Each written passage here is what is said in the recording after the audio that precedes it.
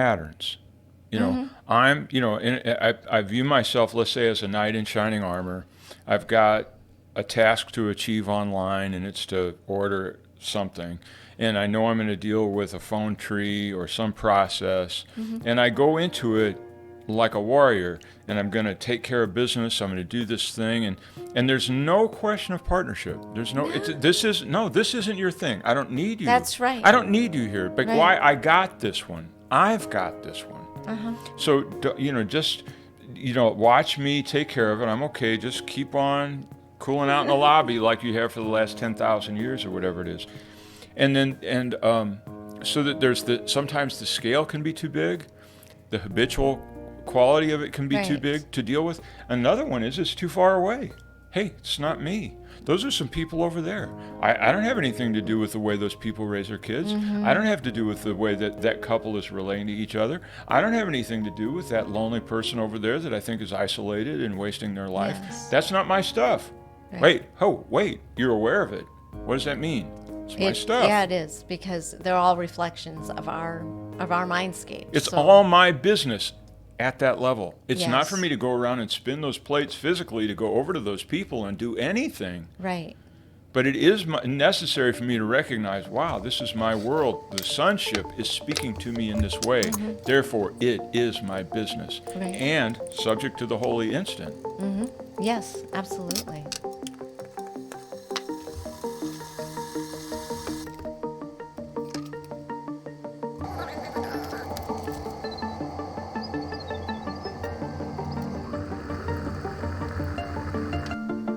This is A Course in Miracles. It is a required course. Only the time you take it is voluntary. Free will does not mean that you can establish the curriculum. It means only that you can elect what you want to take at a given time. The course does not aim at teaching the meaning of love, for that is beyond what can be taught.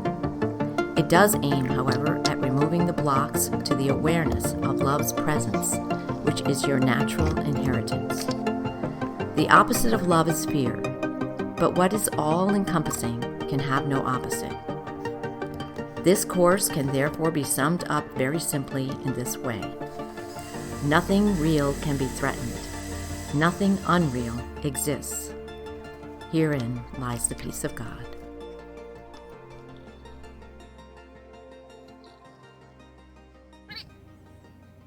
Today's reading is from chapter 18, The Passing of the Dream, and we're reading from section 4, The Little Willingness. The holy instant is the result of your determination to be holy. It is the answer. The desire and the willingness to let it come precedes its coming. You prepare your mind for it only to the extent of recognizing that you want it above all else. It is not necessary that you do more. Indeed, it is necessary that you realize that you cannot do more. Do not attempt to give the Holy Spirit what he does not ask, for you will add the ego to him and confuse the two. He asks but little. It is he who adds the greatness and the might. He joins with you to make the holy instant far greater than you can understand. It is your realization that you need do so little that enables him to give so much. I think that's really, really important, because I can't tell you on these various New Age spiritual paths, there's all these different paths of attainment before you can have a holy instant, what some people would call the holy instant of, many awakenings or great awakenings. And so this is letting us know that the desire and the willingness to let it come precede its coming, and that it's not necessary that you do more, and that you realize that you can't do more. That's, I think, essential to understanding. No, I think that's a good point.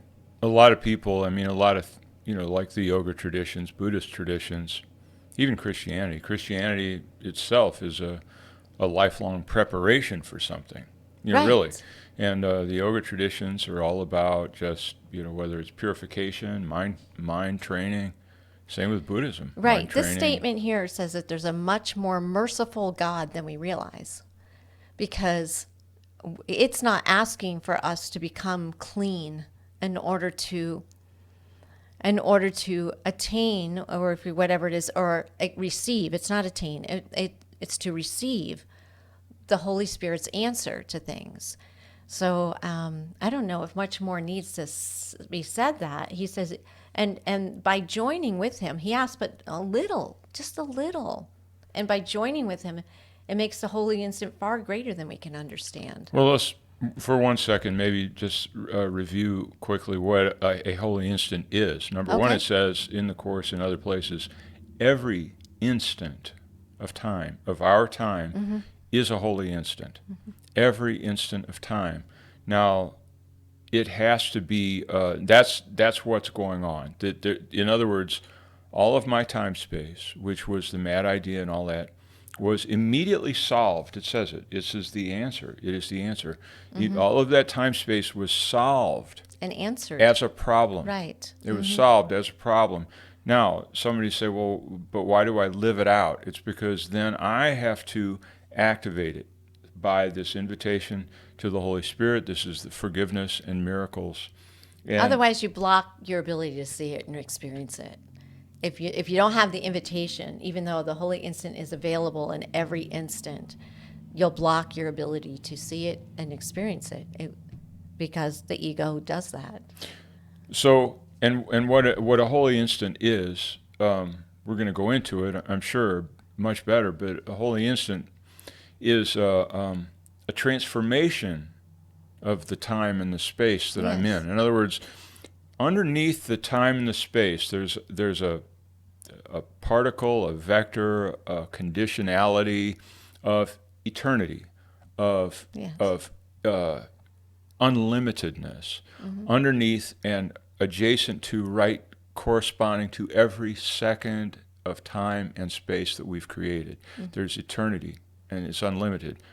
So, but being radically free, we have to make that choice. It just sits there as potential. Yes, it does. And so, as you can see, the hardest thing is what I would say. The hardest thing is to get yourself convinced that this incredible situation is real. Right. Paragraph 2. Trust not your good intentions. They are not enough. But trust implicitly your willingness, whatever else may enter. Concentrate only on this, and be not disturbed that shadows surround it. That is why you came. If you could come without them, you would not need the holy instant. Come to it not in arrogance, assuming that you must achieve the state its coming brings with it. The miracle of the holy instant lies in your willingness to let it be what it is, and in your willingness for this lies also your acceptance of yourself as you were meant to be. So we're talking acceptance. Yes. Simple acceptance. Acceptance of the option to invite this partnership, acceptance of the perfect attunement of that partnership to the moment, with or without preparation. Right. It's saying here, without preparation. Yes. I don't want you preparing, because that's an arrogance. Yes, it is.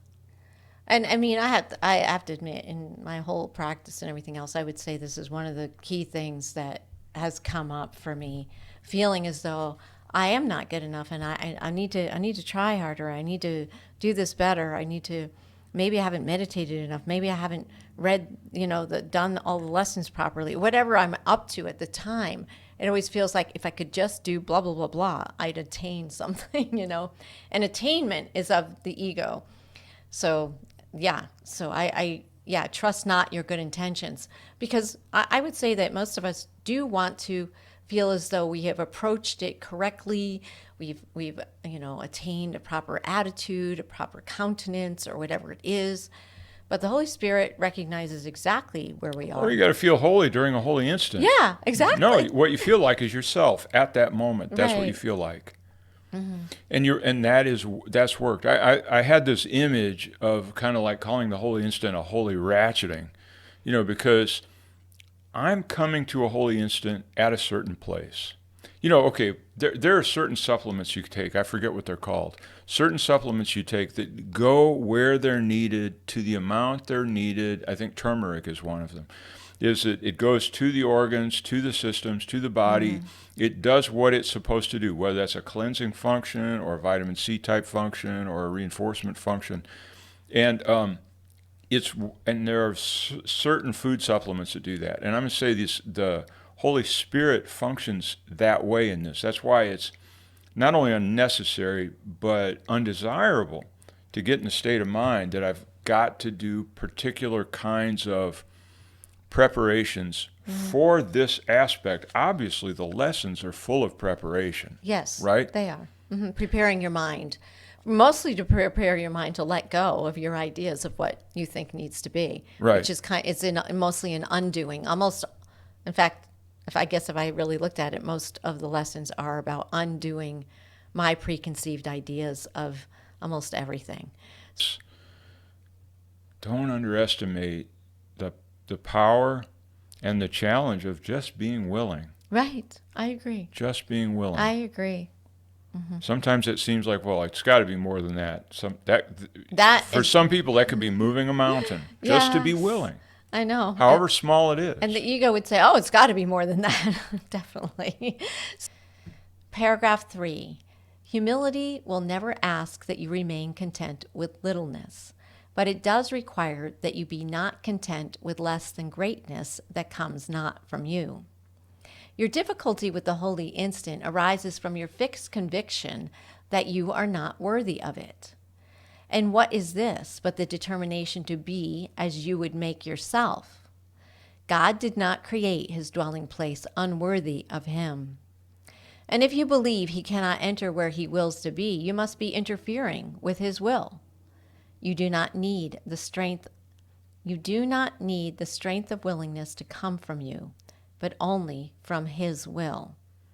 Okay, follow that one, because we just talked about it. Right. The difficulty of willingness. It's saying don't rely on your own, let's say, strength. It says you do not need the strength of willingness to come from you, as if I have to get shored up somehow to be ready to be willing, Yeah, what are some words? It was just kind of an odd thing to think about. Well, okay, let me get myself ready for willingness, Okay, let's say I lack strong commitments. I lack conviction.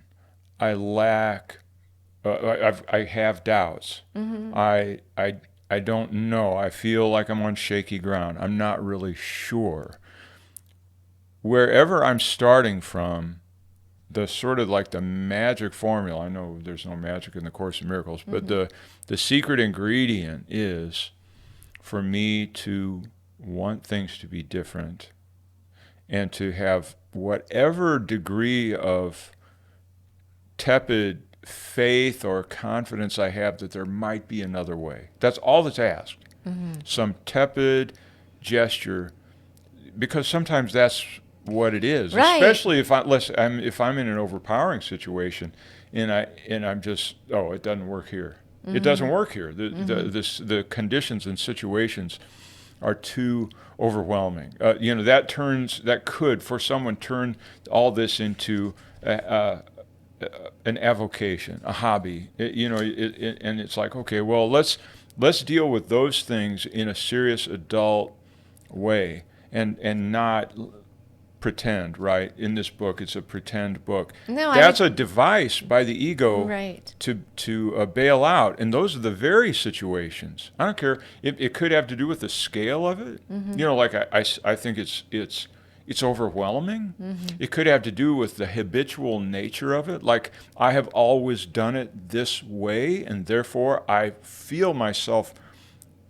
I will do it this way without any partnership there, without any new way of looking. There's so many different ways. Are there any others? There's the scale, the habitual. What else? I don't know, but what comes to mind right now is a child, let's say, who can't really work a pair of scissors or something else, and they're struggling, but they're willing. They want it to go a certain way. They want it to happen. But it takes the hand of the adult either on that thing, the little rounded ones, you know what I mean? In order to cut. But their willingness alone, if they try to keep doing it themselves, it's not going to work out the way they want because they don't have the skill to do that.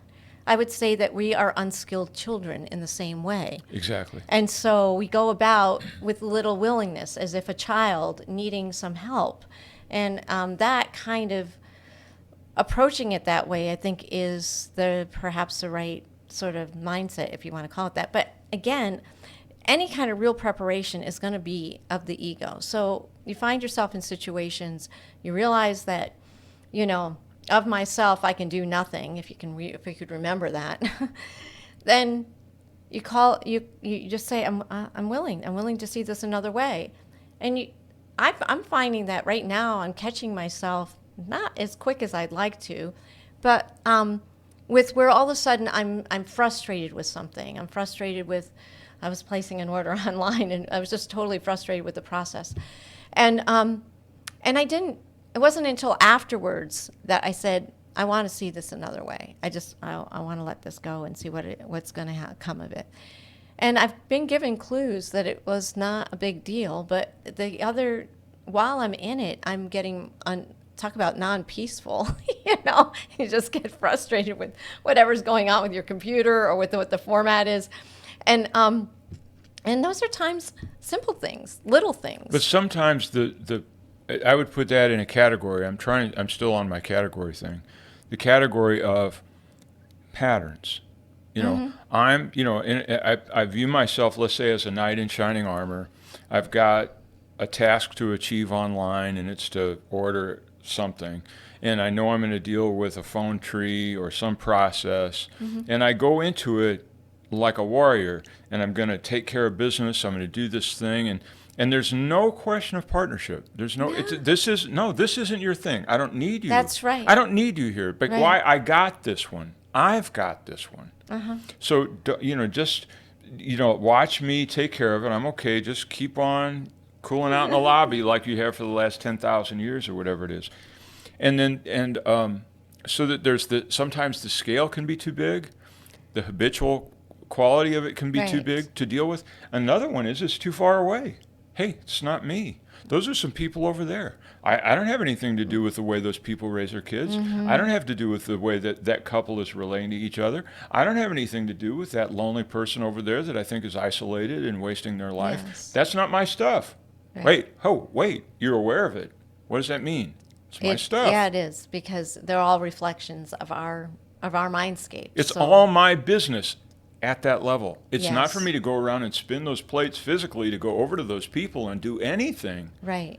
But it is necessary for me to recognize, wow, this is my world. The sonship is speaking to me in this way. Therefore, it is my business. Right. And subject to the holy instant. Yes, absolutely. Okay, paragraph 4. The holy instant does not come from your little willingness alone. It is always the result of your small willingness combined with the unlimited power of God's will. You've been wrong in thinking that it is needful to prepare yourself for Him. It is impossible to make arrogant preparations for holiness and not believe that it is up to you to establish the conditions for peace. God has established them. They do not wait upon your willingness for what they are. Your willingness is needed only to make it possible to teach you what they are. If you maintain you are unworthy of learning this, you are interfering with the lesson by believing that you must make the learner different.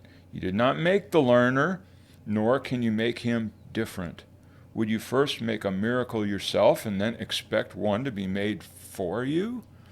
I get the picture of one of these this docking situation, where you have the Russian, space station and the U.S. thing, and they're trying to dock in space, and there's all this, action movie of how they line up and all this. Right. None of that's going on here. Right. None of that's going on here. This is a situation to where, let's say, some spaceship wants to dock with some entity. Let's say I'm a spaceship, isolated, floating in cold reaches of space, and I want to dock with a certain life-giving Holy Spirit space station out there somewhere.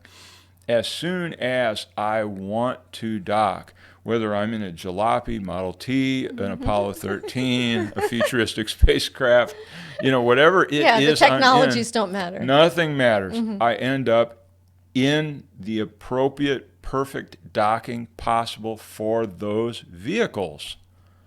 Yeah. Okay, let's say, just for kicks, I show up in a Model T. Okay, I'm in a Model T. That's a car, an old ancient car that's a jalopy. It's like it's got no lid on it or anything. And I want to dock with this thing out in space. Now, you got some problems, right? Oxygen and fuel and escape velocity and all this. None of that matters. None of it matters. If you want to dock, you will dock. Yes. And all of those things are cared for. This is the nature of this particular operation. Yeah.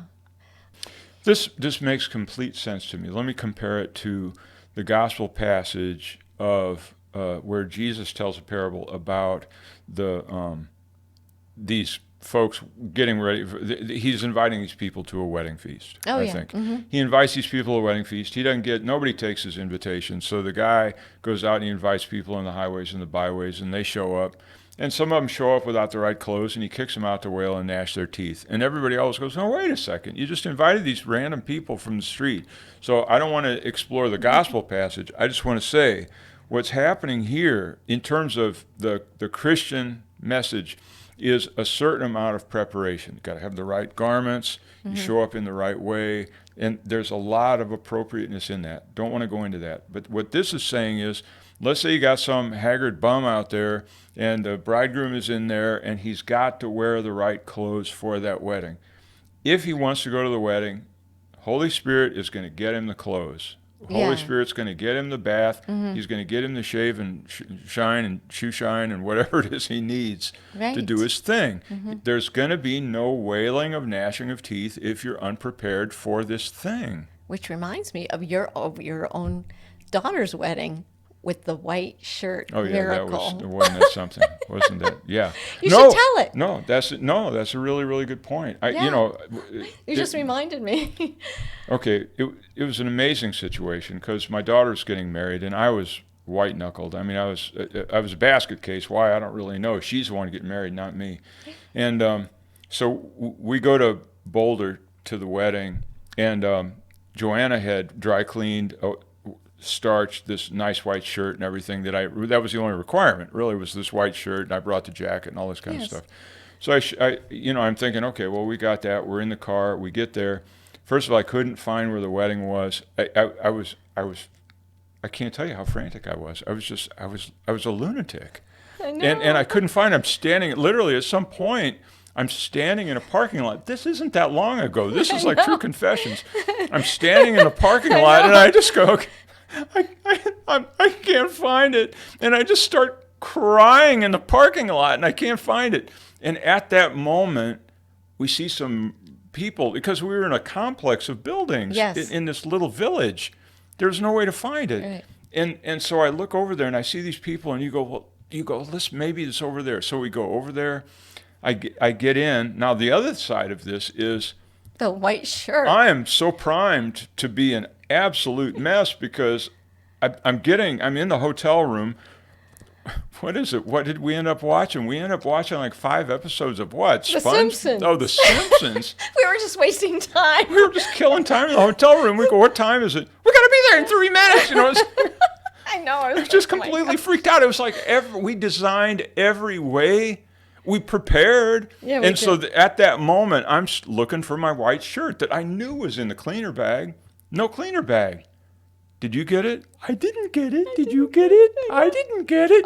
Let's go look in the car. It has to be here somewhere. So anyway, I left it here. I left it at home on the bed. Yeah. And I've got no white shirt, so I'm completely unprepared. Yeah. We go to this thing, and we just throw ourselves in there. I'm telling you, this was... I don't know what kind of miracle this falls in, but it was definitely a miracle. Yes. We get in there. My son greets me at the door. Christian greets me at the door. Dad, we got it. This is what I need you to do. He literally takes me by the shoulder and the elbow, and he leads me like I'm Joe Biden or something. And that's a good example. he leads me through this process, and he goes, And I go, I've got this striped blue shirt or something. That's all I had. It was checkered. Checkered, whatever. It's the wrong shirt. And he goes, I think Anthony brought some extra shirts. We'll go upstairs and look.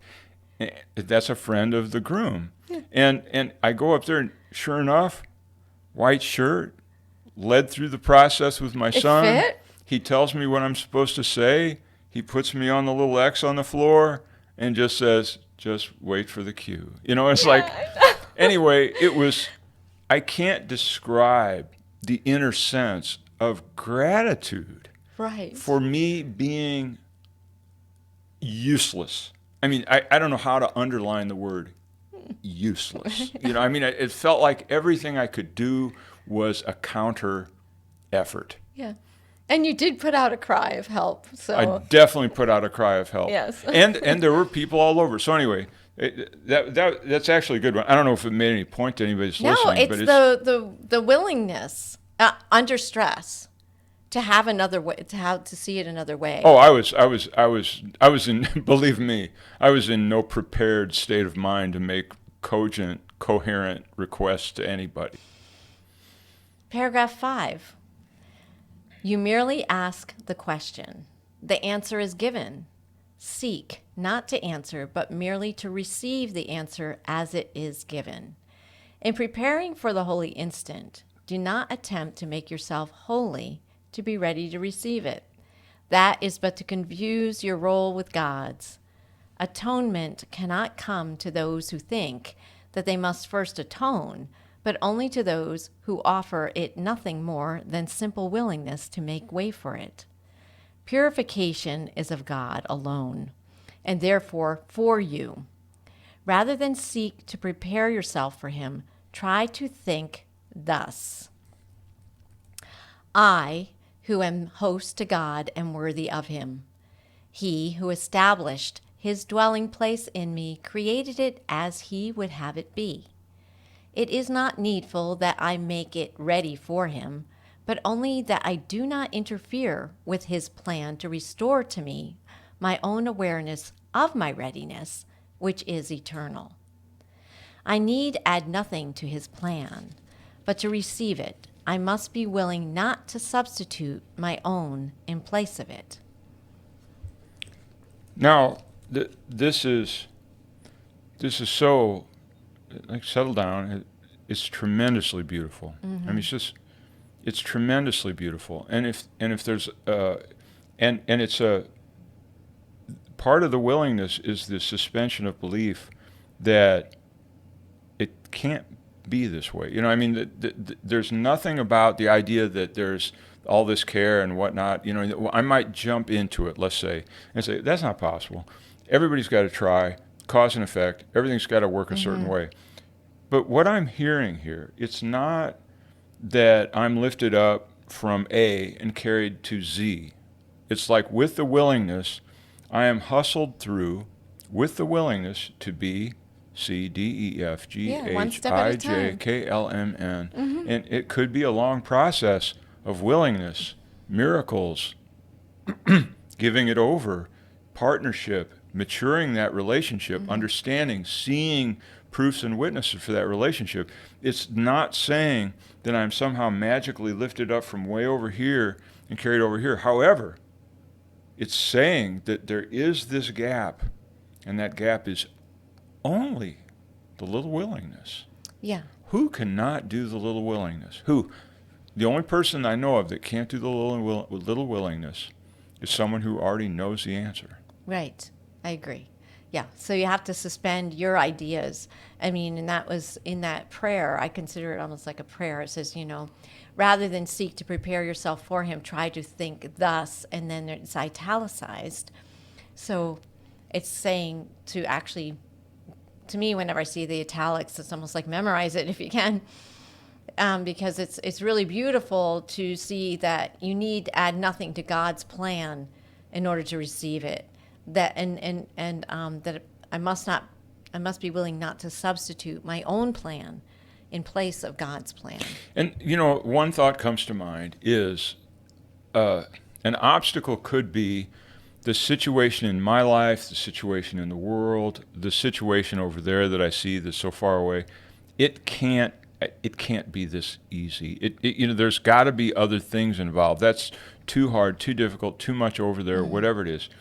And that is this obstacle. And this is a radical reconfiguring of my worldview. And it's simply this: I am not alone. Right. Yeah. I'm not alone. We are not, you are not alone. But we can only answer for that I, that shared I consciousness that is an I. You say I say I, you say I, we all say I, and that's our shared consciousness. Right. And again, before it even got to that prayer, it says purification is of God alone and therefore for you. It's not like we have to purify in order for the Holy Instant to be available to us. Well, and you can see how in various spiritual practices, half the fun is me becoming pure and holy all by myself so that I can feel quite high and mighty because of my accomplishments. Right. And that creates that distance. Ironically, the striving for God can become a kind of an Olympic process, and then I become a kind of a spiritual athlete, and that distances me from humility, distances me from the true effectiveness of this holy relationship. And my brothers, because then there's me, who's more enlightened, and then there's them, the little people who don't understand that I'm enlightened. You know what I mean? Oh, yeah, sure. So then I can't receive the messages from the others that the Holy Spirit would use. Because I don't know if you've ever stood when you've been practicing this, and all of a sudden you're standing in line at a grocery store, and either a magazine has a title on it, or the person in front of you has a conversation that answers something that you were asking about. No, and that's a good point. Is that don't underestimate me. Don't underestimate my desire to arrange it through. Well, it's going to come through these kinds of voices. It's going to have this kind of tone. I mean, it can be stuck to the bottom of your shoe. You have no idea. Yeah, exactly. What's that paper that it's just stepped on and there's some kind of, I don't know, somebody's card or whatever, and you go, huh. And it has some kind of wording on it that you recognize as an answer. So it's interesting that way. Okay, paragraph 6. And that is all. Add more, and you will merely take away the little that is asked. Remember, you made guilt, and that your plan for the escape from guilt has been to bring atonement to it and make salvation fearful. And it is only fear that you will add if you prepare yourself for love, okay? And it is only fear that you will add if you prepare yourself for love. Right. The preparation for the holy instant belongs to Him who gives it. Release yourself to Him whose function is release. Do not assume His function for Him. Give Him but what He asks, that you may learn how little is your part and how great is His. So again and again, we're hammering this home. And is there anything else can be said about do not the sense that this isn't preparing for a long trip, it's not exercising for the marathon, it's none of those kinds of things. This is simply the aspect of the journey of 1,000 miles begins with the first step. That's all it is. Can you move your foot 1 foot? Can you just move that foot forward? Yes, and I would say only in this particular paragraph, the Holy Instant is compared with the gesture of love. And so it says the preparation for the Holy Instant belongs to Him who gives it. Oh, wait. And it is only fear that you will add if you prepare yourself for love. And in the Course, it says that there's no way that it can teach us love. It can only teach us how to remove the obstacles to love, because love is everywhere, all around. God itself is love.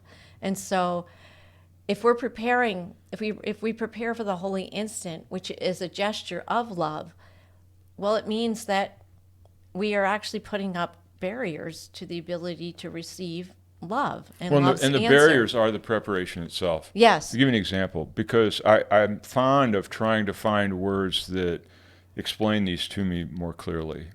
And it's not totally my own thing. I get it from other sources.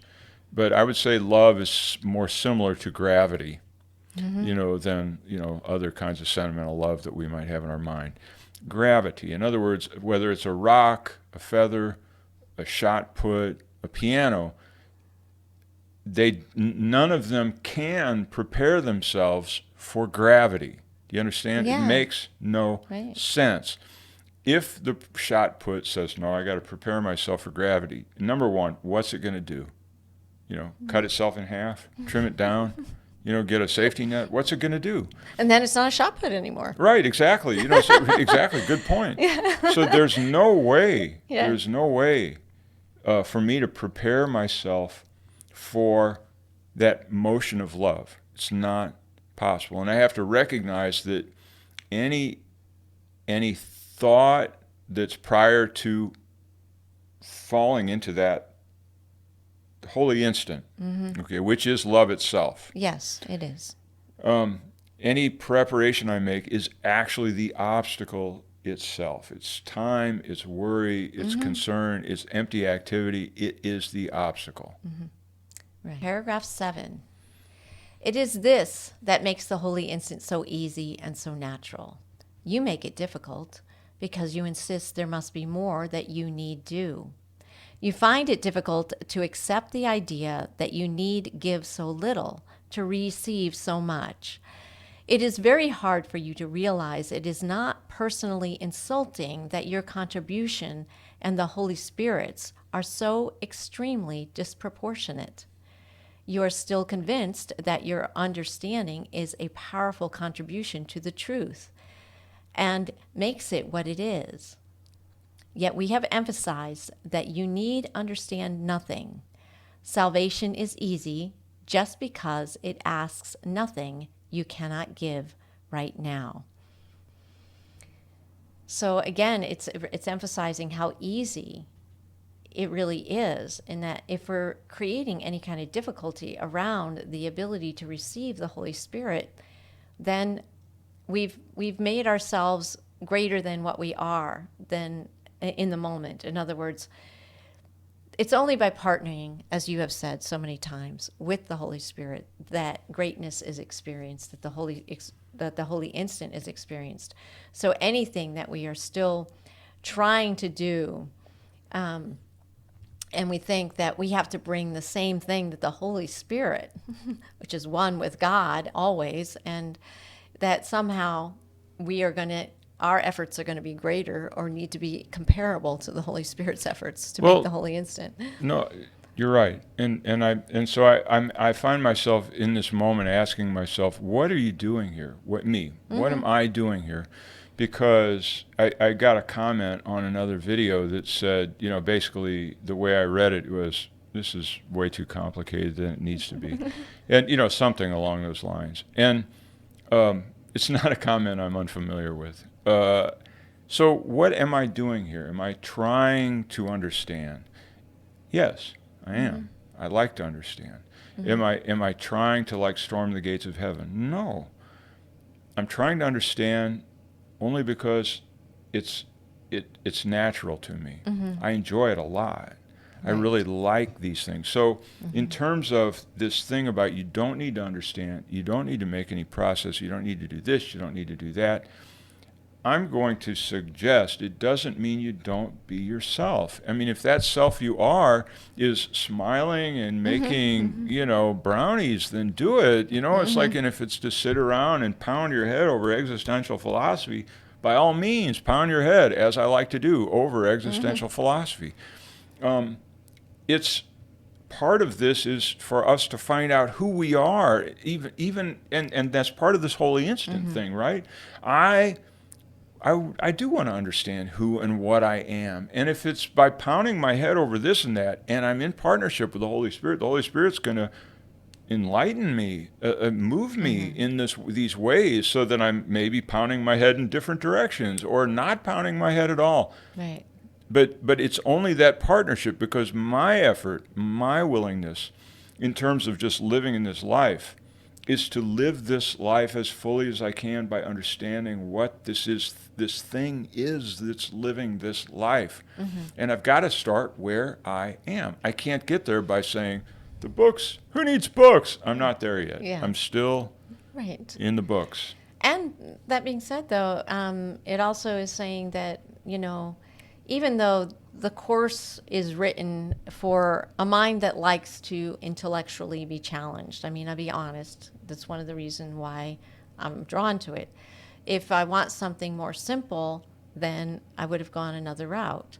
But that being said, this particular thing on the little willingness is something you can teach to somebody who doesn't necessarily have this need for this complex, intelligent, way, and he would understand it. A child can understand a little willingness. Being willing. Yeah, being willing. Simply being willing. Yes, and so it's up to us to not make complex what doesn't need to be. Exactly. Paragraph 8.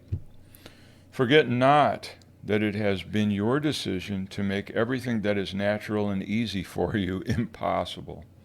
If you believe the holy instant is difficult for you, it is because you have become the arbiter of what is possible. Okay? And remain unwilling to give place to one who knows. The whole belief in orders of difficulty in miracles is centered on this. Everything God wills is not only possible, but has already happened. And that is why the past has gone. It never happened in reality. Only in your mind, which thought it did, is its undoing needful.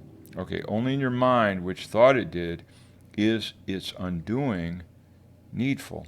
So the only place I have to undo stuff is in my own thought about things. Right. So we get into this section on this idea about what is the miracle? What do we want to change? What conditions do we want to bring? What do we see around us?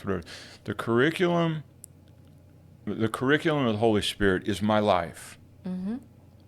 The tools that I have to work with is a sense of my own understanding of myself and the Holy Spirit. In other words, that there is a partnership. I'm not alone in this process of doing the curriculum of my life. Right. And so forget not that it has been your decision to make all that is natural and easy for you impossible. It's hard even for me to understand what this is saying, but I will say this from personal experience.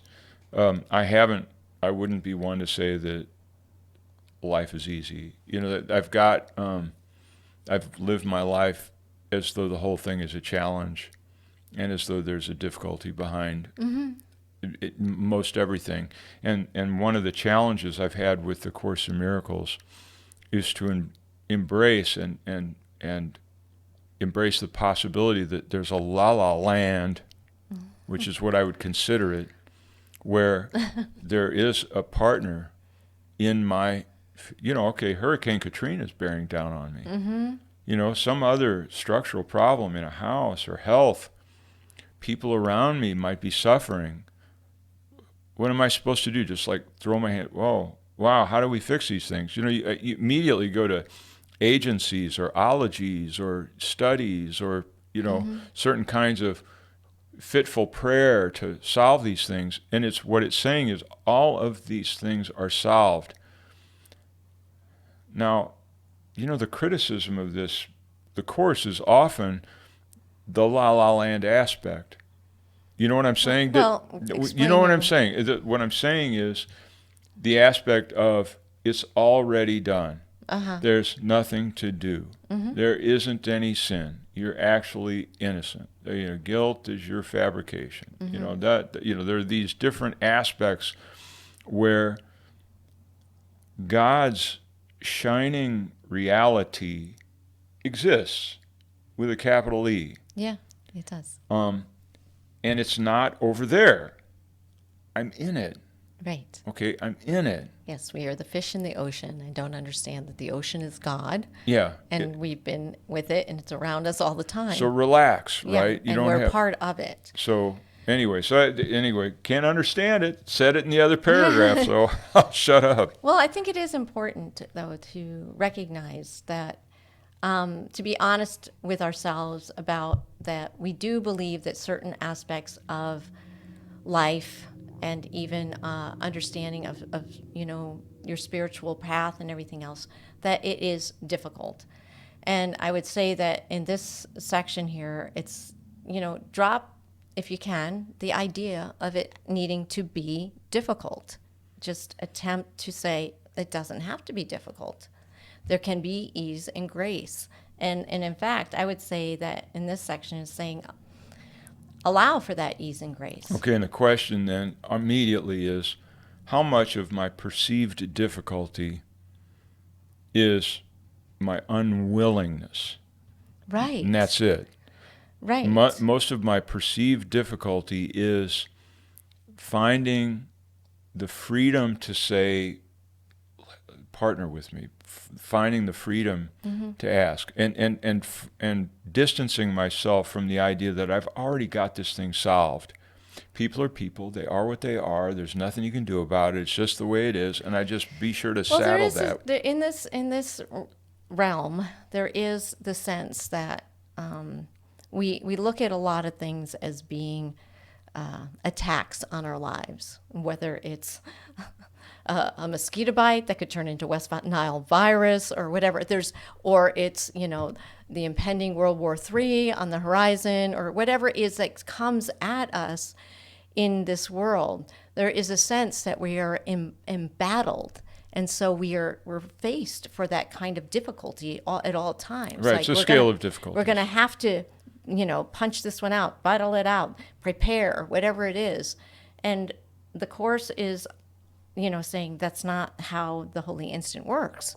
It isn't a battle. It's not an attack. There is no attack. So you need to lay down your arms and be willing. That's what I have to say about that. Right. Well, it's the feeling that I'm burdened and trapped in this three-dimensional matrix of some sort, and that those countries that are at war are way over there, or these people are over there. It's the usual time-space thing. And that's what I feel I'm caught with. But in the end, what I always return back to is, let's say I'm in Super Mario Brothers, whether it's a mountain or a little plank that he walks on, or if he needs to jump 30 feet, or if he needs to jump 10 feet or 100 feet, none of it matters. Right. Because Super Mario Brothers is a game, and it's on a screen.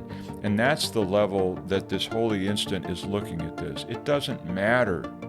The only thing that matters is our willingness to suspend all our laws that we've laid on this place. Right.